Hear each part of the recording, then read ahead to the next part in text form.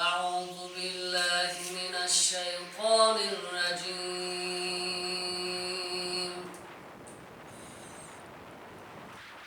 بسم الله الرحمن الرحيم.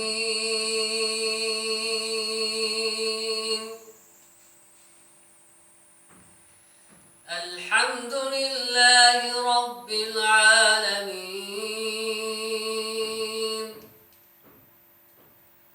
الرحمن الرحيم مالك يوم الدين.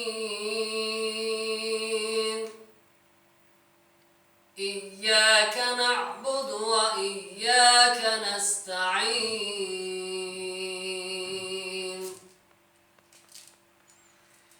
اهدنا الصراط المستقيم،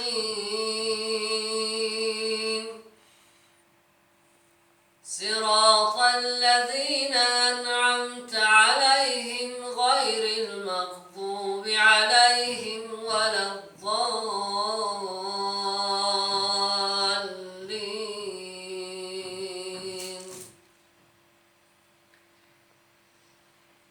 بسم الله الرحمن الرحيم.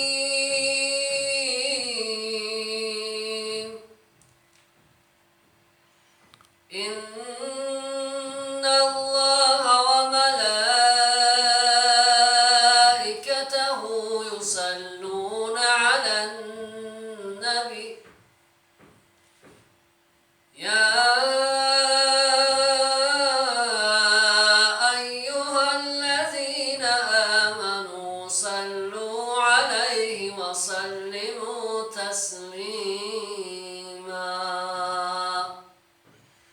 اللهم صل وسلم وبارك عليه.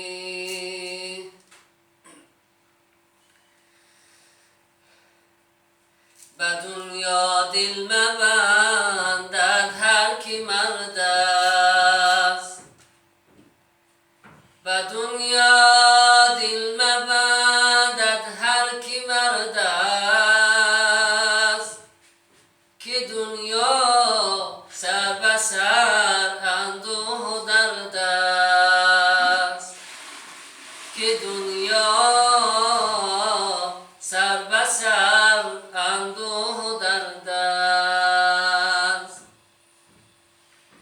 و قبریست تا گذر کن تا ببینی. و قبریست تا گذر کن تا ببینی، که دنیا با حریفانش چه کرده است. که دنیا با حریفانش چه کرده است. دل به دنیا بستن و از حق شدن